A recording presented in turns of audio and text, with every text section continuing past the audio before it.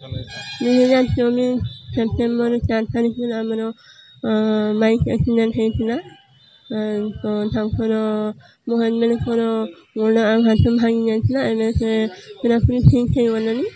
ଆଉ ମୋର ସେଇ ଆକ୍ସିଡେଣ୍ଟରେ ମୋର ଦୁଇଟା ଆଖି ନଷ୍ଟ ହେଇଯାଇଛି, ଯାହାଫଳରେ ମୁଁ ଦେଖିପାରୁନି। ଆଉ ତା ସହିତ ମୋର ପାଟିରେ ବହୁତ ଦାନ୍ତ ମାଢ଼ି ଗୁଡ଼ାକ ଏପଟ ସେପଟ ହେଇଯାଇଛି, ଚୋବେଇବାରେ ବି ବହୁତ କଷ୍ଟ ହେଉଛି। ତ ଏମିତି ପାଣି ପିଇଲା ବେଳେ ବି ନାକରୁ ପାଣି ବାହାରି ଆସେ। ସେମିତି ଖାଇବାରେ ଟିକେ ବହୁତ କଷ୍ଟ ହୁଏ। ଆଉ ଖାଇବାକୁ ବହୁତ ସମୟ ଲାଗେ ମୋତେ ଖାଇବାକୁ।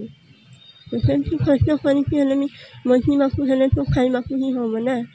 ତ ଏବେ ଯେହେତୁ ସେ ମୋର କେୟାର ନେଉନାହାନ୍ତି, ଆକ୍ସିଡେଣ୍ଟ ପରେ ମେଡ଼ିକାଲରୁ ଫେରିବା ପରେ ମୁଁ ବାପ ଘରେ ହିଁ ରହିଥିଲି।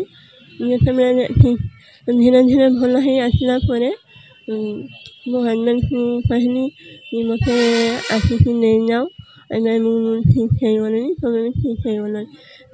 ସେ ଟୋଟାଲି ମନା କରିଦିଅନ୍ତି, କୁହନ୍ତି ତମେ ଏବେ କେଉଁ କୂଳକୁ ବି ହେଇପାରିବନି, ନା ତମେ ଘରେ ସଂସାର କରିପାରିବ, ନା ତମେ ଘରର କିଛି କାମ କରିବ, ନା କ'ଣ କିଛି କାମ କରିବନି, ସେମିତି କୁହନ୍ତି।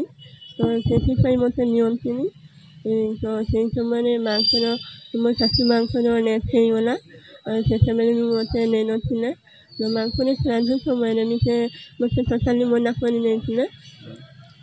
ଆଉ ମୋ ଶ୍ୱଶୁରଙ୍କ ସହିତ କ'ଣ କଥା ହେଇକି ସେମାନେ ମାଆଙ୍କ ଶ୍ରାଦ୍ଧ ସମୟରେ ମୋତେ ନେଇଯାଇଥିଲା।